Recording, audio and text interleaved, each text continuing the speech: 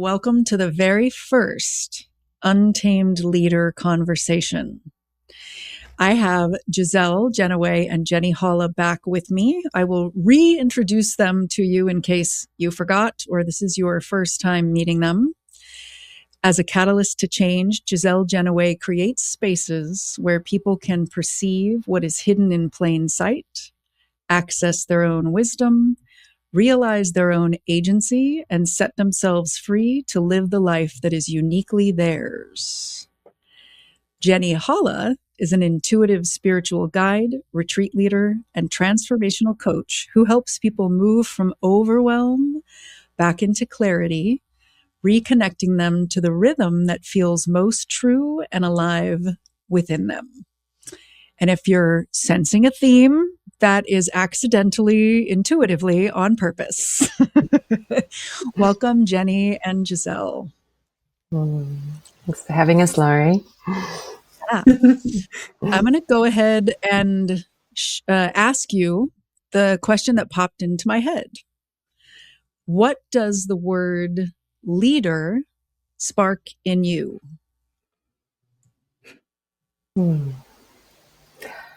All my favorite leaders are not really interested in leading. Like they'd much rather be dangling their legs over a cliff talking to dolphins or just like enjoying like the beauty of life.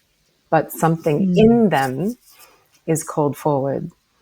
And in leading themselves, they end up looking behind and noticing that they're leading others as well. Awesome. Jeni. That was beautiful, Giselle. And to be straight up, what first hit me was that little bit of fear, that little bit of, intrepidation of like, man, because I think for me, I've always known at some level I'm meant to be a leader. And throughout my whole life, I've been redefining what that means for me. And, in sports, in college, growing up and playing, I was like the unspoken leader. I didn't want to be the leader by title.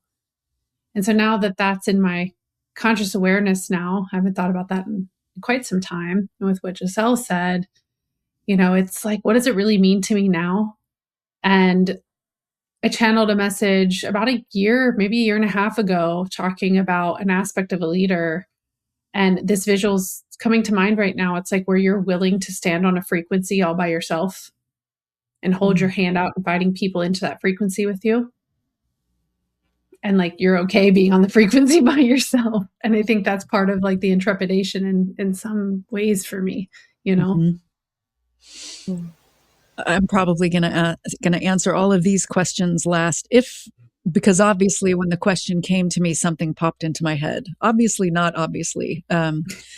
Sometimes I get a question, I'm like, ooh, that's powerful. And then when it's my turn, I go, oh, I didn't stop to think about the answer. When it popped into my head, I remembered my own reluctance to being a leader throughout my life, like captain and point guard of teams. And also very quickly came flooding in the outdated leaders. Even part of me is like, I'm not even sure I would call them leaders. There's all kinds of language out there about calling them managers instead. Those things that a lot of us true leaders didn't want to be. The man in the three-piece suit, the person just ordering people around. And it feels like there's a lot of healing that people like the three of us are here to do in reclaiming the word. I'm going to shut up and give them time to respond and then ask the next question. I've got this awareness as you're talking. I didn't always know where I was leading myself to, but my hell fuck no, I'm not doing that was probably a very strong, like guidance thing along the way. And the other thing that's in mind is right from a little girl, I don't ask me where this came from. I had this sense of being a little old lady standing at the crossroads and pointing the way. That's it. Like there's no There's no great value in people doing something because they're told. It has to be chosen. And I've raised my kids that way as well. Like, figure out what you want, like what you really want, and then do it. And so much of my leadership has come just like, I have 5 children. Like, of course, you're the leader in that regard. And so it's just naturally been forged in me over time. Coupled with, and I'm not going to do, like, don't tell me what to do. I think I was like knee high and looking up at people saying, don't tell me what to do. And things that I was absolutely unwilling to do led me towards things that I felt more in line with. And I guess that's my leadership. Yeah. Authentic. And it's like, yes, no. Sacral. Yeah. Yeah. And that reminds me of the journey from the good girl, or skipping it, like you were like hell fuck no from the very beginning, to the rule breaker, no to what you said, and then a very organic, in the way it sounded to us right now, a very organic, the fuck knows led you to the, well, then what is it? And, you know, also informed by long stretches of agonizing compromise within the not knowing of what it was I was moving towards. But always it would emerge and the line would pull through to, oh, yes, this. Usually without any validation from other people. So I learned to, you know, go the other direction without social approval from a very young age. Yeah. And the without validation from others, Jeni brought back the image of you standing in a frequency by yourself.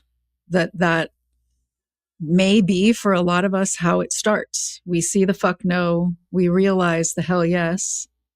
And at first, we're the only one who sees it. So we're standing in that vibration by ourselves and holding it and reaching out a hand for others to join us. And eventually they do. You know, it's an interesting conversation we're having, because bringing in the terminology you brought in, Lauri, I've definitely spent more of my life as the good girl. And as I'm stepping more and more into leadership, the way I define it, for me, it totally comes back to this vision of standing in the frequency, because it's like, that's the thing I've been afraid to do my whole life, stand in the frequency all by myself and, you know, want people to come along, because I always just wanted to be accepted. And if I look back at all these different moments of my life, I've had moment after moment where I've always been different, but I've always wanted to be like everyone else.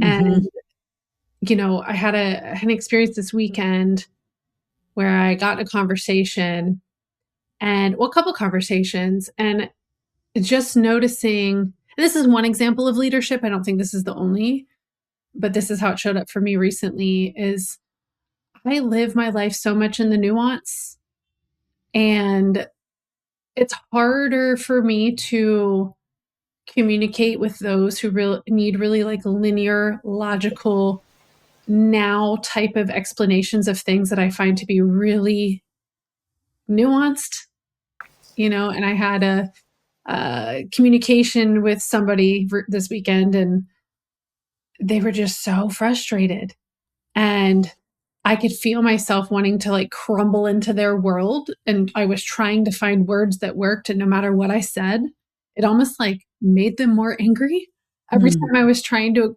meet them where they were. So I thought, I think that's a beautiful example of, you know, leadership, right? Like, okay, you know what? I can't meet you. I can't like make this work for you. I'm going to stand over here and own what it is that I own and be uncomfortable AF. Or, I mean, I'm kind of, the situation I had also had some other layers in there, but for sake of what we're talking about, you know, I showed up differently in that conversation than I have, despite acquiescing in many ways and kind of putting myself in an uncomfortable position, because I was like, they were getting heated and I don't get heated really. And I was like, okay, well, I guess I should get heated too and meet you where you're at. Oh, and then I was like, dang, that's not even me. I totally lost myself in that moment. I just self-abandoned, you know? Right? Totally. And I don't like self-abandoning, so I'm not going to do it anymore. And I'll be over here if you want to come play. If you can handle the nuance just a little bit, like I can't, I don't know. So yeah, when we're different, I think the point of that is when we're different, or when we see things differently, and maybe that's also aligned with the work we're meant to do here in the world, being able to be grounded in that, whatever way that means. I had a really strong experience of that nuance just last week. I was deeply in focus holding the question. Even as a little girl, my mother taught me that the way you control a population is to give them the illusion of choice within a narrow band of possibilities. And all my life, I've struggled with this kind of have to, because, there are things that you at least perceive that you have to do. And I know that one of my ways of compensating with that and claiming as much sovereignty back as I could was to own the choice, like I choose to rather than I have to. But I was in this container where I was really aware that that wasn't actually sovereignty. That was like dealing really well with enslavement. It was like, and so I was just like, absolutely in the subtlety and the nuance of that. I was like, okay, so like, how do I make the sovereign free choice within this seeming squish? And then I was reminded to just like literally interface my heart field with the unified field in absolute alignment with truth. And then I found myself moving naturally into motion without my mind being an intermediary. It's like that. Okay, that's my lesson. Do that. I love that. I love that. You just reminded me, like, the description of aligning with the field and then feeling yourself moving forward.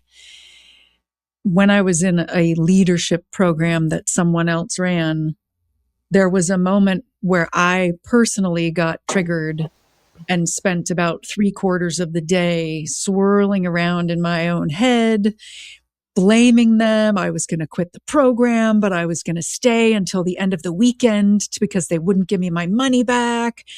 So it's almost like bits of what both of you have spoken about. Like, I was not really me. I was not in myself when I was like spinning out and blaming and all of that.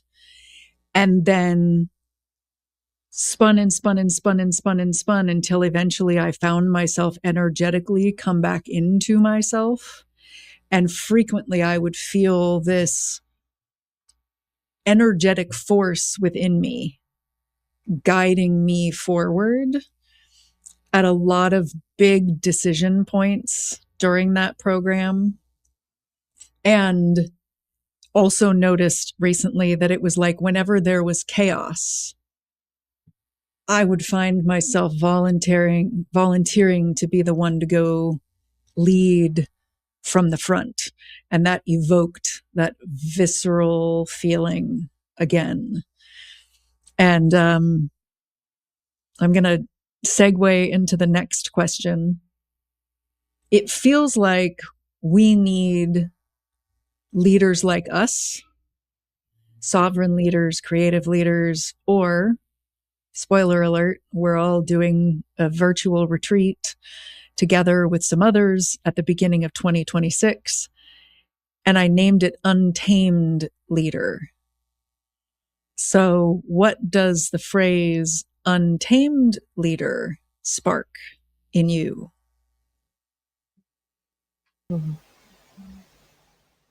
I'd say for me right now, what's here for me, and this is where life has been leading me, is to hold spaces for people to discover what things mean to them and to be that guide and to be that frequency holder. And so it's like when you say untamed leader, I felt this like, I don't know, I felt and saw this vision of like stepping back and having this space where it's like, how can I create a space where people can feel themselves and tap back into their own energy so they can define what untamed leader means to them? I understand how important it is for us to sometimes give some boundaries and some different things for people to think about. And I know that that will be part of the conversation, but I also have this desire to be like, how do we invite people into what that means for them by maybe guiding the conversation and perhaps not doing it the same. And this is where I'm at right now, not doing it the same, where it's like, well, these are the 17 characteristics of an untamed leader. Yeah. Yeah. And that answer just reminded me of Giselle, like, rather than saying these are the 17 characteristics of an untamed leader, or it's more of evoking who that person, helping them, holding the space, asking questions, being a container that helps them find themselves, which reminds me of like the false, here's the narrow thing, make your choice, versus Giselle, how you spoke about being with your children. You're helping them to grow into who they are, rather than I'm mom, here are your choices, doctor or lawyer. Yes, and to flash back to what we group may have grown up with. And here's enough rope to hang yourself with. Come back to me when you've got some reflections. Yeah. I want to pick on the word untamed and point to what being tamed is. And I'm going to give it through the lens of alchemy and the structure. The fixed reality that we all find ourselves in, where each one of us has been tamed, is the one that contains all of our imprints and conditioning, and what we believed we had to do and be in order to get our needs met. And not just in this lifetime, but carrying the epigenetics of our family line, culture, like you take it back as far as you want to go, but we're all in this perceptual set that is a fixed structure of reality, and I think represents that taming. And there is no way in which you can try to strategize or move inside your taming that will lead to your wildness or your truth or your freedom, because it doesn't belong there. It's actually in a separate reality structure that's very well known to your soul, but is not in your nervous system, and it's not in your subconscious mind. It's in this other perceptual set, but it doesn't have the security and the safety of beliefs, which are nothing more than practiced thoughts, to uphold it. So it feels really wild and untamed. It's not. It's a fresh path through the jungle that you haven't beaten down yet. And so that leadership is the decision to understand, again, in this kind of nuanced way, and Lauri, you know that I hold this space, the difference between your mind and your nervous system pulling you back into your familiar perceptual set and following the intuitive knowing, the one that you can't prove to anyone else is real, but is in your body, or however you experience intuition, and being able to lock onto that and then following that call into the wild unknown. And then you just get such a taste for it that you can't help it. No matter how scary it gets, no matter how scary it is to your familiar perceptual set along the way. But the more you know the difference, the more you know that crocodile doesn't have any teeth. Yeah. The images coming into my mind from you, and I was in a neuroscience class years ago. In the neuroscience class, they talked about, like, if you've always taken the path to the mailbox through the snow that goes to the left, at first, it's harder to take the path to the mailbox in the snow that goes to the right, even if you're intuitively called there, because you have to like pack down the snow as you walk. And the jungle theme just brought it up a notch of like, of course it feels like there is no path already there, because we're the one who's supposed to walk it, clear it, create it. And of course, there are ways in which the old one seems easier because there is a path there. But it can also feel like, oh, this isn't my path. Why am I doing this again? I'm finding myself curious, Giselle, in your past, when it wasn't yet, once you get to like it, there's no going back. Once you build up some energetic escrow for doing it. There is no going back. Can you share a time when it was earlier in the journey for you? And orient me more with the question. Well, I'll share first and then see if it sparks anything for you. Good. You know, because I'm working with you. I'm newer at this than Giselle in some ways, and I have a whole lifetime of it in other ways. Mm-hmm. The feeling of, oh, I'm called to this Untamed Leader thing in January. And it started with, I don't know what it is. I don't really know who's involved. I have a very strong intuition that this is what it's time for me to do. And there's tons of synchronicities, and here's the next step, and here's the next step, and here's the next step at this point. And even so, I can feel the pull to like go back into the old fixed reality, because this one doesn't feel as stable, doesn't feel as fully fixed. And at times, even last night, my mind goes off on all of the shoulds in the world, and this isn't going to work, and you should stop, and yada, yada, yada. So I'm curious if there was a time in your life when you went through that pull to go take the old path, to go back to the old fixed reality. What was it like, and how did you choose your way out of it? All right. The story that's coming, people have always said, wow, you're so brave. And it's like, well, brave or stupid. But like when my husband died, right? Like I tend to have life just push me so hard in different directions. It does, like there is no going back. So my instinct was to pack up our life as it was and go camping indefinitely. And my mind became obsessed with camping gear and everything that I had to do to kind of make that happen. And it was an enormous task. I was exhausted, absolutely exhausted. And my kids were between 15 months old and 12. And granted, I had a lot of help from friends at that time. But, 3 months later, everything was in a shipping container, and I had a hand-built trailer from friends who'd helped out, and we had the roof packed and a tent, and our old cat, who was the other mother to all of our kids. And it was more painful to stay in the familiar place where the shit had just gone down than it was to move. And I think that's a theme for everyone I work with. Like, it's just more painful to do another loop of what didn't work because you can't leave the original Taming, than to strike out and do something new.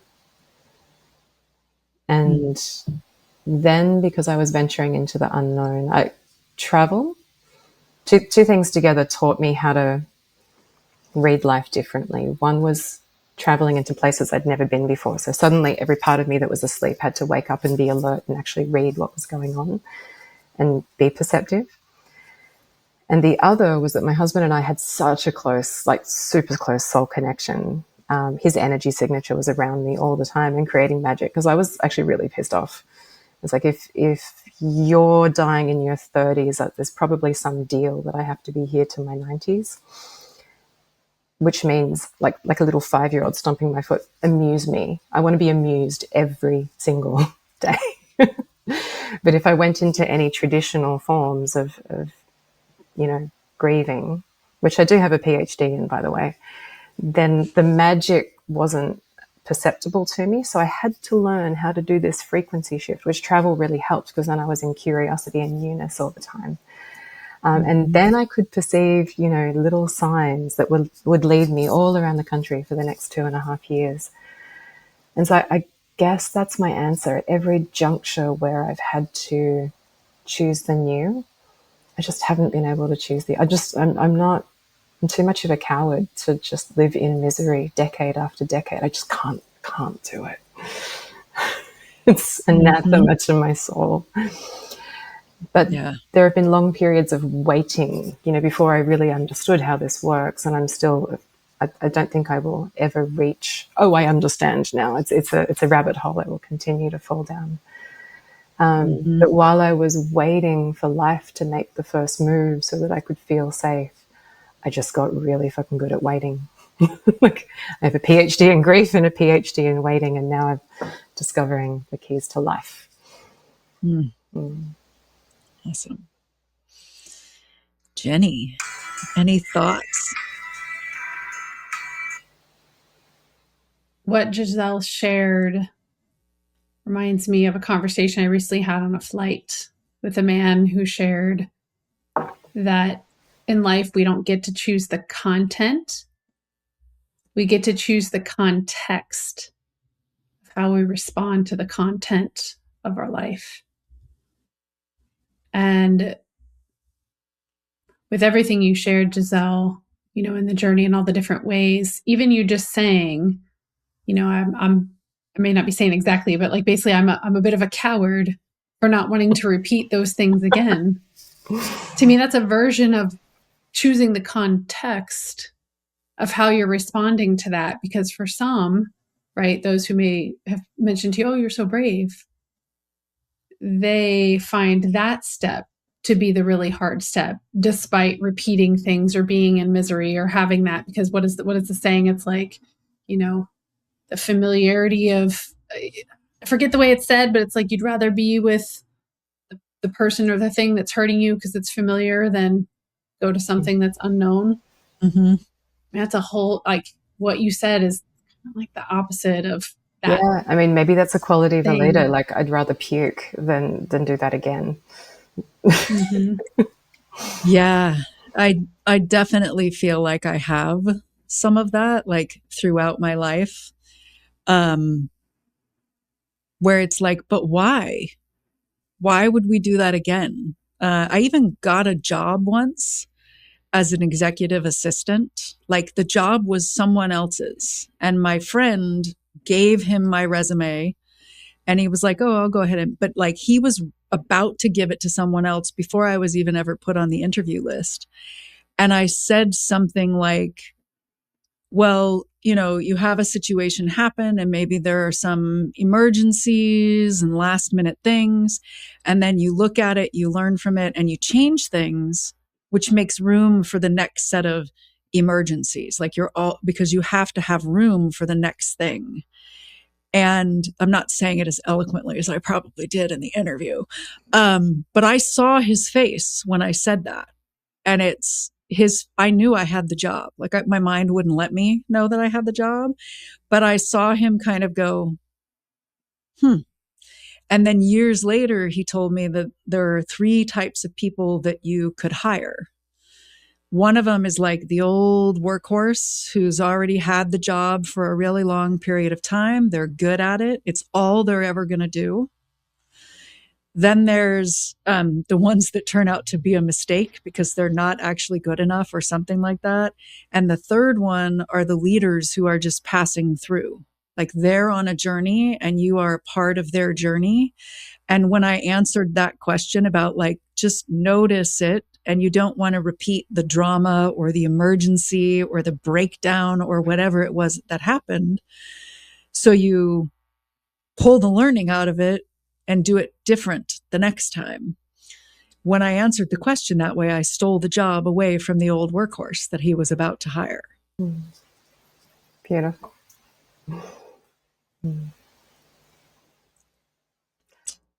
From being honest, right? That was just your honest answer.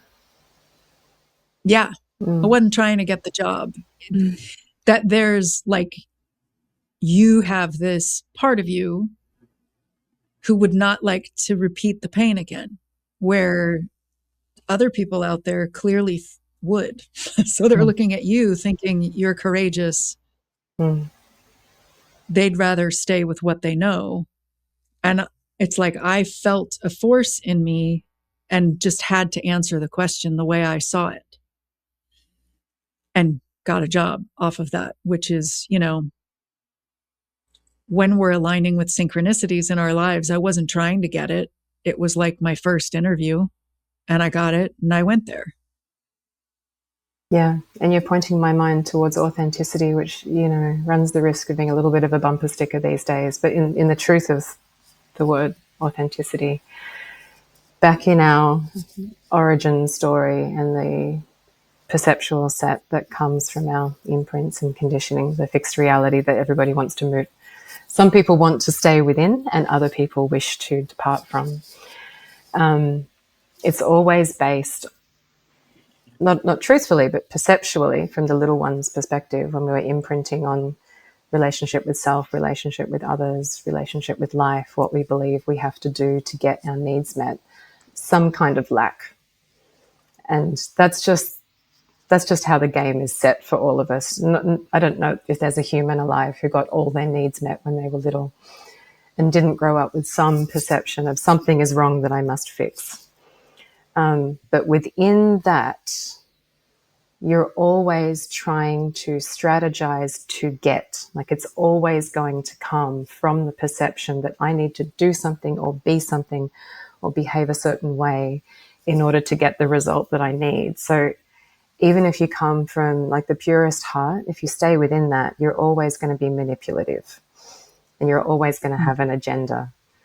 Whereas when you just deliberately or accidentally flip into who you really are, whatever that is, and we find out along the way, there's just this authentic answer. Like, you weren't saying that to get the job. It was just the truth of your perception at that time, and it got you the job. So like, everybody wants a 30-day money-back guarantee. If I do this, then I'll get what I want. But you don't get that. You get more by just leaning in to life. Yeah. It's what traveling taught me. I just learned to trust life for the first time in my life. Yeah.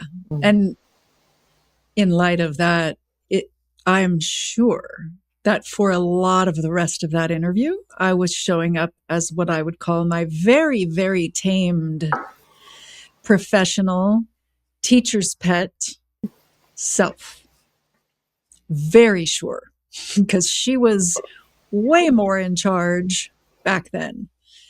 And then at a couple of moments, and also probably because I'm a responder, it was like that moment. And then I wish I could fully remember everything that happened after that moment. Probably I went to my soul state, and then had a responding conversation with him from that point forward. Everything before that was me like, how can I impress you to get the job? Without knowing it, but I know I was doing it. Yeah. Yeah. On automatic pilot. Yeah. Yeah. Jeni, what has your relationship to taming and untaming been so far in your life?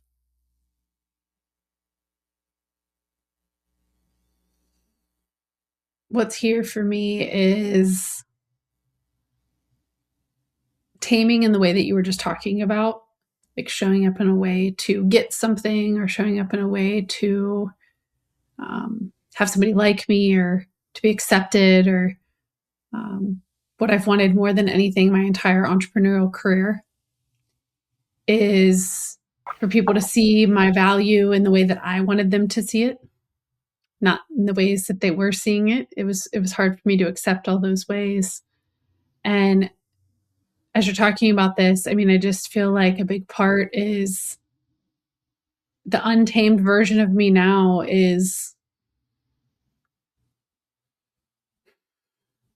I guess, just being in the pocket, being in the space between the notes, and allowing myself to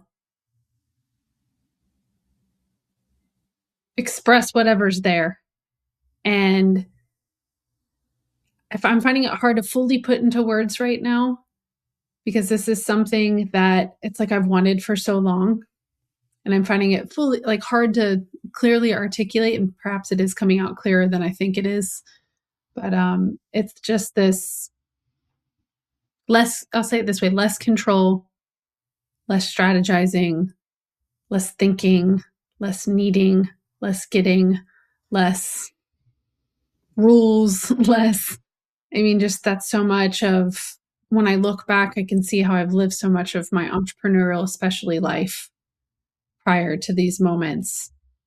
And I think that for me, working with the Akashic records and being a channel and channeling messages for other people's soul and their highest and best good taught me how to get out of the way and be present to what is. And that is beginning to show up in, like, I used to say, like, my channeling Jeni, like my intuitive Jeni, and then like my human Jeni.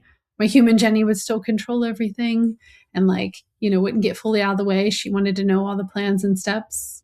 And channeling Jeni's like, okay, I'm here. I'm gonna do whatever's here, even if it means I gotta quack like a duck. This is the message that's needed. Yeah. And that's showing up more and more in my personal life. So I say that that's untamed.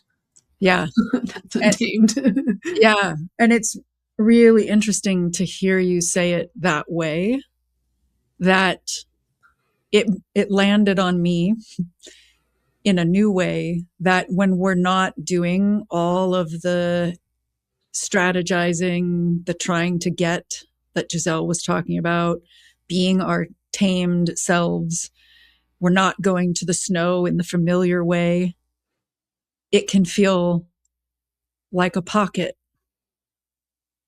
It can feel, and maybe we are, in the space between the notes. And at various times when I had touched on this in the past, I would grow very uncomfortable with that very quickly. And then, as Giselle would say, I would put my hands back on the wheel of the older fixed reality and start to drive my way out of the uncomfortable pocket space between the notes feeling that I was experiencing. I also know chemically it can mean that, like, the adrenaline hit that we've been getting from repeatedly going back into that struggle, it's fading. So it's like there's less or different hormones rushing through our body, and people get addicted to adrenaline for a reason. And when I have stayed there,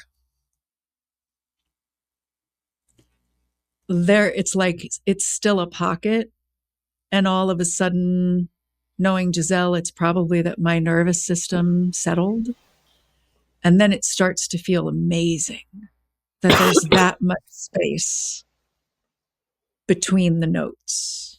Freedom junkie. I love freedom junkie instead of an adrenaline junkie. I have a really cute story that illustrates what you were pointing to, Jeni. My mum's from the States originally, so every few years I go back and visit family in California and Arizona. And when I was about 8, I think, my auntie had this vicious little parrot called Chong, and I really wanted him to step onto my finger, but he'd always like lunge for me, and I'd pull back in fear, and he'd go like it was. He loved lording it over me, and I really like I'd go to, but then the fear would make me pull back. And so we kind of left it there, and then I went to my brother's place, and he was looking after the family sulfur-crested cockatoo named Waylon, who was just such a sweet bird. And you just swing your finger up to him, and he'd hop on, and then you'd wait a moment and poop on the newspaper, and then he'd walk up your arm and just like snuggle you. And like, he loved it when you played with the cuticles on his crest feathers because he couldn't reach them, and so he'd come up and lovingly, you know, play with your crest feathers as well. And it danced to music, and we just developed such a beautiful, love-based, easy relationship. And I just got so used to swinging my finger up to Waylon that when I went back to my auntie's, I forgot to be afraid for a moment. And I swung my finger up to Chong. And before I knew what he was doing, he stepped onto my finger, and then we both looked at each other like, ah. And it flipped. And so, yeah, you forget to be afraid. You forget to have an agenda. You just do it. And then reality changes immediately. And I was also reminded And these touch points are 12 years apart, both dragon years. So 2012, I was discovering more freedom than I'd ever known through traveling into the unknown and just letting life unfold. And there was a razor's edge there. I just didn't give a fuck anymore. I cared about my children. And that was about it. Like making sure we had the next meal and somewhere to camp and some little unfolding adventure. That was enough. And it came from exhaustion. I'm so able to cope and so able to push an agenda that I needed to be completely physically exhausted in order to surrender and let go of control. And we'd taken a lot of the rules off, but like, wow, even the ones that we still tried to keep to within that societal set of this is what you do in order to get ahead, because we wanted to buy land for our kids, so we did the professional, like the thing that you need to do to be financial enough to get a mortgage, to blah. It didn't work. And so it was just this total permission to give up on every rule that had ever been put onto us and just make it up fresh. And it came from exhaustion in 2012. But fast forward to last year, and I know I shared with you, Lauri, my great spiritual epiphany of 2024 was the phrase, so what? You go to do a thing and your nervous system goes, like, no, danger, danger, don't do that. And you go, so what? Like, just so what? Keep moving. So yeah, 2 words. You're afraid. You do it and somebody won't like you. You do it and you'll fail. You'll do it and blah, blah, whatever. So what? And that came from a nourished and energized and resourced and back in life perspective. It's like, so what? Mm-hmm. Leaders can say so much. Yeah, it's such a neutralizing phase in a lot of cases, right? Not when it's used as ammo, but I've like facing different financial challenges and debt, and as I've started to like release shame and tell people are like, okay, and so what? So what? And it's like, oh, really? This isn't a big deal to you? What? It's been a big deal for me. Like, it's been so disarming, like in those cases, right? Not in a dismissive way, but it's such a, like, it just breaks down. It takes the power out of the fear. Yeah. Yeah. Like, and allows it to dissipate. Yeah. Awesome. Well, I knew this. I told the two of you this before we ever started, that we were going to come to the end, and I was going to say I could talk to you two forever. And I'm going to go ahead and head us toward wrapping up. Any more burning things that you want to share with each other or with listeners before we sign off for today? Yeah, just one thing. Again, from the perceptual set of needing to get, it's like I need to do something or get something or train in something or acquire something I don't have in order to be that version of myself that I sense either leads me forward or leads others forward or both. And it's also not true. Like my delight is in just sitting back and holding a space for people to realize everything that they need, and everything that they need to know is already inside them. So like everyone's good to go. There's just like a little half twist of inner geometry to access what is already there. Yeah. It feels like, there's a very eloquent saying about a bird, whatever, that I can't think of right now. That is like, it's not about the bird flogging itself and shaming itself. It's about the bird accepting, I'm a bird. I fly. I don't need to walk around like a land walking puppy dog to try to get someone to give me something. I'm a bird. I fly. And I can almost feel it going, oh man, the wind under my feathers feels amazing. Yeah. Awesome. Thank you both so much. And listeners, if you loved this episode, if you liked it, if you were touched or had an aha or anything like that, or you just have an intuitive urge that you can't even explain, please share it with a friend, like it, rate it, review it, follow it, all of those things. And I will see you back here next time. And I will be with Jeni and Giselle in January at the Untamed Leader Retreat, which is an unsummit. We'll play. It is. We will be playing. We will be untaming. We will be coming back home to ourselves and honoring winter for those of us that are here in the Northern Hemisphere. And really, it's about what we've been talking about today, where we get rid of all of the other noise and come back to who are you? What is true for you? What's your higher vibration? And helping you to make the volatile world your new higher dream fixed world. See you there.